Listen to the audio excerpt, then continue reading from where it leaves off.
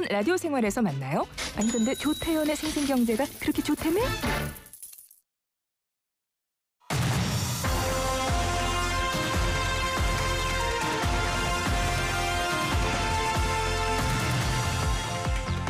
네, YTN 라디오 생생경제 2부 시작하겠습니다. 오늘 다룰 내용이 참 많네요. 취재수첩 생생타임즈 시간이고요.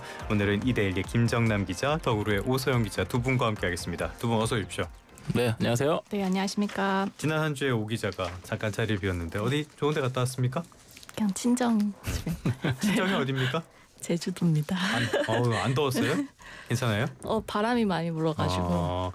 요즘 서울 날씨 정말 덥죠. 수도권이 다 엄청 후텁지근하고 더운데 다들 건강관리 잘 하셔야겠습니다. 벌써부터 온열 질환자가 폭증을 하고 있대요.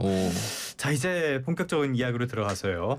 기획재정부 산업통상자원부 장관 후보자가 지명이 됐어요. 일단은 구윤철 정운 국무조정실장이 부총리가 될 가능성이 있겠죠. 크겠죠. 어떤 분입니까? 네, 구윤철 후보자는 32회 행정고시 출신으로 그 이후에 계속 정통적인 관료의 길을 겪었던 인물입니다. 그래서 기재부 내부에서도 굉장히 신망이 두터운 인물로 알려졌는데요. 기재부 직원들 상대로 조사하는 가장 닮고 싶어하는 상사 그게 3년 연속 이제 오르면 명예훼손당에 오른다고 하는데 이게 뭐 상사라고 해서 무조건 좋은 점수를 준다 그렇진 않다고 해요. 근데 여기에 실제로 올라서 뭐 명예훼손당까지 올랐던 기재부 내부에서도 신임이 되게 두터운 인물이라 하고 그리고 이제 노무현 정부, 문재인 정부 이런 좌파 정권들이랑 가깝게 지낸 인물입니다. 그래서 노무현 정부 시절에 그 국정장황실장을 당시 했었는데 이 경우에 그 동기들은 다 과장급이었고 이 국정상황실장 같은 경우에 1급의 지위입니다. 그런데도 불구하고 어쨌든 승진으로 해서 발탁이 된 경우고요. 그리고 이때부터 문재인 전 대통령이랑도 계속 인연을 쌓아서 문재인 정부 시절에 예산실장부터 하고 그리고 그 2차관까지 겸하면서 이제 문재인 정부의 확장적인 재정 정책을 주도했던 인물입니다.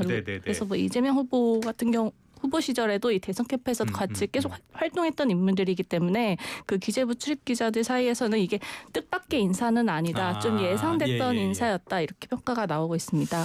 알겠습니다. 사실 좌파 우파가 더 적합한 말이긴 한데 요즘 우리나라에서는 좀 그걸 거칠게 받아들인 분들이 많아서 진보 성향의 정부로 약간 수정을 하겠습니다. 자, 산업통상자원부 장관이 저는 조금 더 눈에 띄었어요. 기업인이 발탁이 됐네요. 네,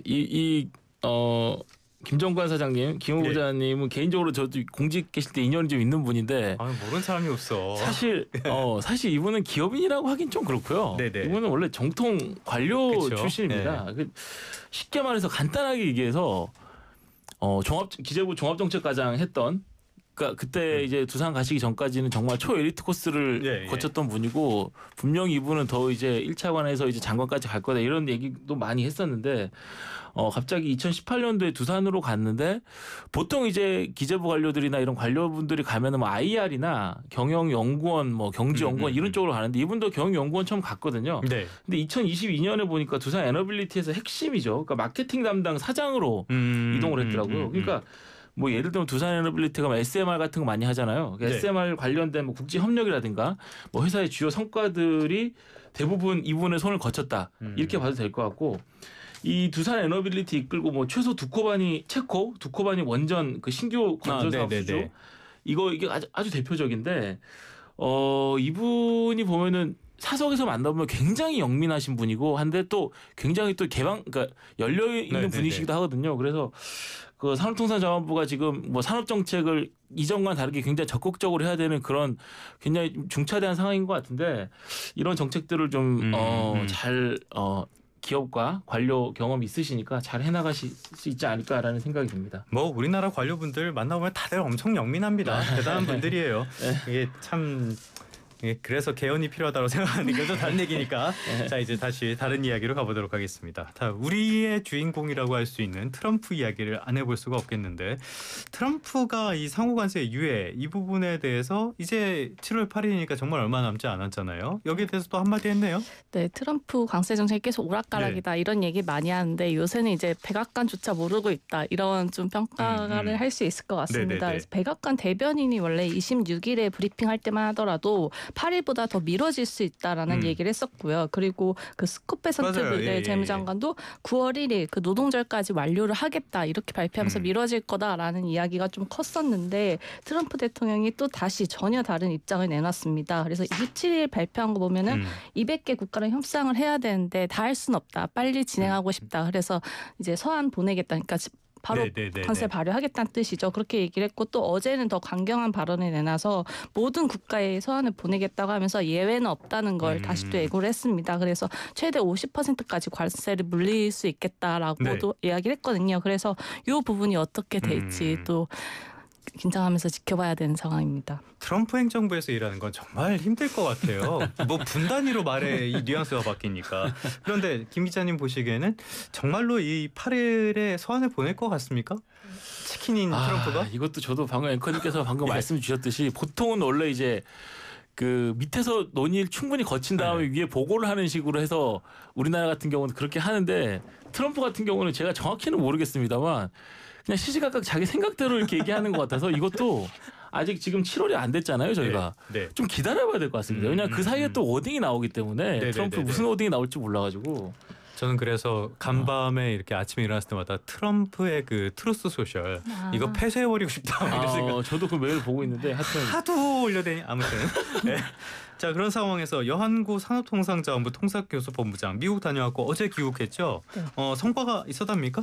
네, 이번에 3차 실무 협상을 진행을 했고요. 그래서 뭐 상무부 장관부터 해가지고 USTR 대표까지 해서 주요 실무자들을 다 만나고 왔습니다. 그래서 다녀와서 하셨던 말씀은 미국 측에서 우리가 요구해야 될 부분 그리고 또 민감한 부분들에 대해서는 충분히 설명을 했다라고 밝히긴 했는데 다만 이게 정말 유예가 될지에 대해서는 아직은 정확히 모르겠다라는 그런 입장을 트럼프 보이고 본인도 있습니다. 모를 거예요. 네, 그래서 결국은 막판까지 가서 트럼프가 어떻게 서명할지 봐야 알 수 있을 것 같다라는 게 정부의 입장이고요. 그리고 설령 저희가 원하는 시나리오대로 협상 시한을 늦추더라도 이게 모든 국가가 대상이 될 가능성은 높지 않고 만약 미국 입장에서 좀 유리한 제안을 들고 온 그런 선의의 협상국은 좀 선별적으로 유예를 연장해 줄 수 있지만은 그렇지 않은 국가들에 대해서는 또 높은 관세를 오히려 더 예고할 수 있기 때문에 이 부분도 좀 더 긴장을 해야 된다. 마지막까지 상황을 봐야 한다라는 그런 입장입니다. 이 상황에서 그럼 짚어봐야 될 게 대체 미국이 우리한테 무엇을 원하고 있느냐 이 부분이잖아요. 우리가 뭐 이 시간에도 여러 차례 다루긴 했었습니다만 이번엔 조금 더 구체화된 내용들이 나온 것 같아요. 어떤 이야기들이 있었답니까? 네, 크게 두 가지로 나눠볼 수 있습니다. 하나는 그 비관세 장벽에 관한 이야기입니다. 그래서 미국 측에서는 30개월 이상의 소고기 수입 제한되어 있는 것들을 좀 풀어달라. 그리고 사과나 배 그리고 농산물 같은 수입도 좀 승인을 해달라. 그리고 구글의 지도 문제 계속 나왔었잖아요. 정미지도 반출 문제라던가 아니면 넷플릭스나 구글 같은 기업들이 우리나라 와서 망상료 내는 부분 이 부분도 좀 해결해 달라라고 요구를 했습니다. 그리고 늘 또 지겹게 언급이 됐던 이 알래스카 LNG 프로젝트도 좀 한국이 참여하길 원한다 이런 의사를 개진했는데 이런 부분들에 대해서 우리나라가 수용하는 건 결코 쉽지 않은 문제입니다. 그렇죠. 특히 소고기 문제 같은 경우에는 2003년에 광우병 사태 다들 기억하실 텐데요. 이때 그 한참 진통을 겪은 끝에 합의됐던 부분이고 이게 결국은 우리 국민들의 먹거리와도 밀접한 부분이기 때문에 이 부분에 대해서는 우리 정부도 좀 민감하게 받아들이고 있는 것 같고요. 그리고 알래스카 LNG는 정부 측에서는 일단 좀 수용할 것으로 보이긴 하는데 다만 개인적으로는 이게 좀 이 또한 쉽지 않다라고 보여집니다. 왜냐하면 이 알래스카 사업 같은 경우는 예상 투자액만 400억 달러가 넘는 되게 대규모 사업입니다. 근데 아직까지도 이 채산성이 보장이 되어 있지 않고 그리고 뭐 돈 되면 지들이 했겠지. LNG 사업의 뭐 특성상 개발부터 해서 생산까지 가는데 보통 10년에서 15년까지 걸린다고 합니다. 그러니까 중간에 정권이 바뀌게 되면 기업들 입장에서는 당연히 뭐 손해만 볼 수밖에 없고요. 그리고 설령 LNG가 나온다고 했을 때 그 생산 단가를 보더라도 그 외교부에서도 발간한 보고서를 보면 러시아에 있는 뭐 사할린이나 시베리아 힐 프로젝트나 다른 프로젝트랑 비교했을 때 최대 뭐 8배까지 비싸다고 합니다. 그래서 과연 얼마나 경쟁력이 있을지 이 또한 좀 의문이 들고요. 그리고 결국은 참여하게 되면 민간 기업 그리고 가스공사랑 같이 참여할 수밖에 없는데 가스공사가 올해까지만 해도 지금 부채 비율이 400%가 넘습니다. 근데 과연 이런 좀 재정이 좀 안 좋은 상황에서 이렇게 무리하게 좀 뛰어드는 게 맞는 것인가 이 부분에 대해서는 좀 더 계산기를 두드려 볼 필요가 있다고 보여집니다. 참 어려워요. 어려운 문제인데 우리는 그러면 어떤 전략을 세우고 어떻게 대응한다는 방침이에요? 네, 이번에 그 협상단이 갔다 오고 나서 내세운 부분 가장 기사에서 많이 나왔던 부분도 이 제조업 르네상스라는 부분입니다. 그러니까 트럼프 대통령이 관심 있는 것들이 결국은 제조업을 재건하는 겁니다. 자는 정책인데요. 저희가 잘 아는 반도체라던가 원자력이라던가 트럼프가 그동안 계속 구애했던 조선이라던가 이런 부분에서 적극적으로 협력을 할 수 있다. 그리고 한미 공급망이 이미 너무나 긴밀히 얽혀 있는데 한국의 그런 중간재에 대해서 관세를 매기게 되면 오히려 미국도 손해다. 이런 부분에서 설득을 하고 있는 것으로 알려졌습니다. 그리고 상호 관세만큼이나 지금 품목별 관세가 굉장히 중요한 문제입니다. 그래서 철강이나 자동차 이런 우리나라 주요 산업들이 걸려 있는데 이 부분도 새 정부가 굉장히 많이 신경을 쓰고 있고 또 기업들이 미국에 적극적으로 투자를 하려고 한다. 이런 부분을 좀 강조한 것으로 알려졌습니다. 그래서 뭐 실제로 현대차그룹 같은 경우에는 미국에 2028년까지 30조 원 투자하겠다라고 발표했었고 현대제철도 이례적으로 그쪽에 이제 지금 일괄제철소를 짓고 있잖아요. 그래서 이런 적극적인 투자 행보에 대해서도 어필을 하고 있고 저희가 민감해하는 그런 뭐 배터리 보조금 포함되는 인플레이션 감축법이라던가 그리고 다른 반도체라던가 이런 우려되는 부분들도 충분히 전달을 하고 있습니다. 잘 논의가 됐으면 좋겠습니다. 아까 김 기자님도 말씀을 하셨지만 워낙 종잡을 수가 없는 이분이라 어떻게 뭐 협상의 여지는 있겠죠. 앞으로 저희 방송에서는 이분에 대해서는 그냥 그분이라고 대명사로 부르는 걸로 정리하도록 하겠습니다.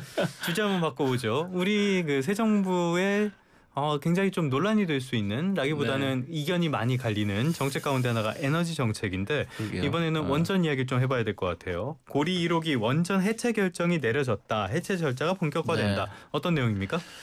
이 간단하게 앞에 개요만 좀 말씀드리면은 고리 1호기 같은 경우는 한국 최초의 상업 원자력 발전소입니다. 그 국무총리 산하의 원자력 안전위원회라는 그 원안위라고 하는 기구가 있는데 거기 이제 지난 26일 날 회의 통해서 이제 부산 기장군에 있는 고리 1호기 해체를 최종 승인했습니다. 고리 1호기는 1978년도에 상업 운전을 시작을 했는데 이후에 상업 가동 한 30년째인 2008년도에는 설계 수명을 10년 연장했는데 그 이후에 아무래도 노후화 문제 때문에 이런저런 사고가 이어지다 보니까 박근혜 정부 때인 2015년도에 이제 영구 정지를 결정을 했고 2017년도에 실제로 이제 가동을 멈췄습니다. 그 이후에 이제 한국수력원자력은 2021년부터 원전 해체를 위한 승인 절차를 밟아왔는데요. 이로써 이제 한국은 처음으로 그 상업용 원전 해체 작업에 돌입하게 됐습니다.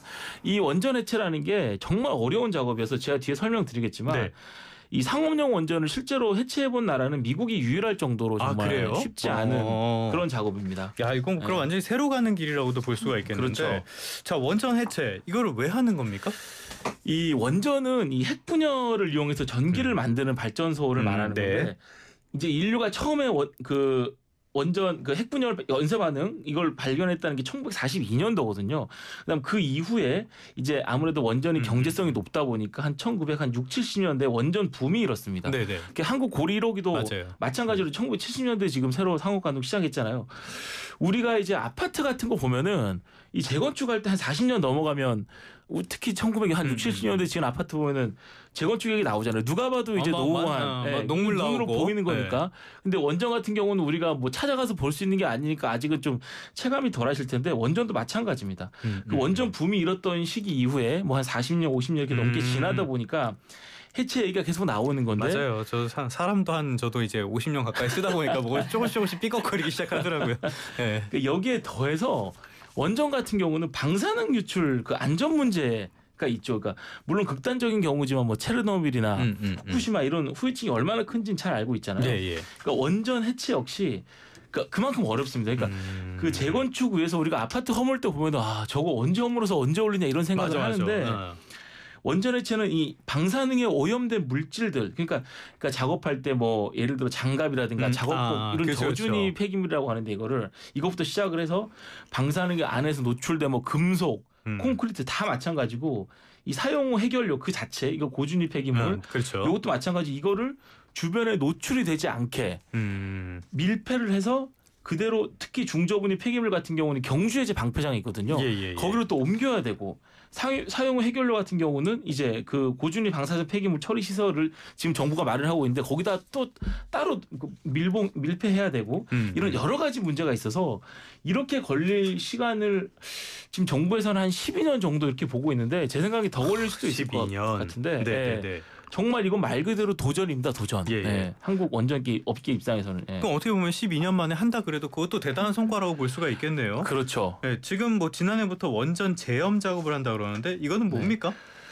이게 정말 복잡한 뭐 소금에 건데. 절이는 거예요? 그렇죠. 그러니까 이 비슷한 원리인데 작년부터 한수원이 이미 이걸 준비를 해왔거든요. 쉽게 말해서 재염 기술은 이 소금, 그러니까 소금을 진짜 소금이에요? 원자로 진짜 소금 아닌데 원자로 안에다가 들이부어서 방사성 물질을 최소화하는 작업. 그러니까 우리가 김치 담글 때 배추에 소금 뿌려서 숨 죽여서 부피를 줄이고 다루기 쉽게 하잖아요. 그래야 이제 김치를 담글 수 있잖아요.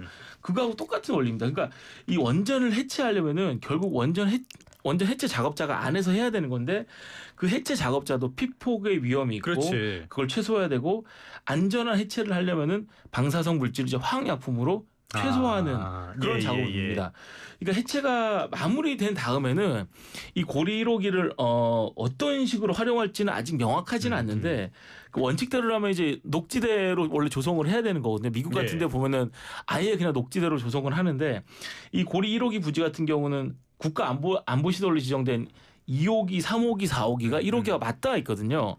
그러니까 이 사람들이 그냥 실제로 살면서 혹은 아니면 사람이 살지 않더라도 그냥 쭉 녹지대로 만드는 그런 식의 소위 말하는 영어로는 그린필드라고 하는데 이렇게 쓰기는 좀 어렵지 않겠냐라는 얘기들이 좀 나오고 있고 그래서 예를 들어 공장을 돌리거나 제조시설로 운영해야 되지 않겠냐라는 그런 얘기들이 좀 나오고 있는 것 같습니다.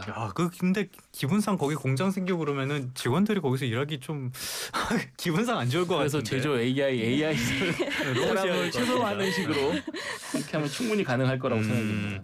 알겠습니다. 그렇다면은 뭐 갑자기 든 생각인데 SMR 같은 거 이런 것들 아직 사용은 안 됐지만 그런 것도 나중에는 이런 처리 문제 쓰레기통에 갖다 버릴 수는 없잖아요. 그런 문제 커지겠어요, 그것도? 네, 그 SMR 같은 경우도 지금 그 사용 후 해결료니까 방사선 폐기물이 얼마나 나오느냐를 두고 논란이 계속 있습니다. 그래서 일부 단체에서는 오히려 지금 대형 원전보다 더 많이 나올 수도 있다 이런 점을 지적을 하고 있고요. 그리고 아까 말씀하신 것 중에 특히나 사용 후 해결료 같은 경우는 저희가 흔히 생각하는 그런 작업복, 그러니까 원전에서 일하는 사람들의 작업복 이런 수준이 아니라 그것보다 훨씬 더 높은 방사선이 노출된 것입니다. 그래서 그게 지금 뭐 방패장을 어디다 만들지 전 세계에서도 되게 고민이 많고 이게 유일하게 지금 짓고 있는 데가 핀란드의 온칼루라는 지역입니다. 여기가 지진이 없고 그만큼 튼튼하기 때문인데 그런 곳을 과연 우리나라에서 찾을 수 있냐 이거에 대한 의문도 많이 나오고 있어서 그렇네. 문제가 참 하긴 지진 같은 게 수시로 발생하는 곳에 만들 수는 없으니까 그렇다고 후쿠시마 이런 사고가 재발할 수도 있겠죠. 자, 그렇다면은 원전 해체라는 거 이렇게 굉장히 방대한 작업이고 이런 것들 기술 가진 나라도 사실상 미국밖에 없다는 거잖아요. 그러면은 이 시장이 앞으로는 커질 가능성이 뭐 크다고 봐야겠네요. 40-50년 돼가니까. 네, 이 아파트로 치면은 재건축 수요가 많아지는 겁니다. 그러니까 그 관련된 기업들이 당연히 많아지는 건 그 우리나라 같은 건설사들이 많이 이걸 하려고 하잖아요. 근데 요거를 미국만 할 수 있다고 생각해 보시면 거의 지금 경쟁자가 없는 시장인데 우리나라가 이제 처음 도전을 하면은 훨씬 더 이제 어떻게 보면 새로운 길을 가는 걸 수도 있겠죠.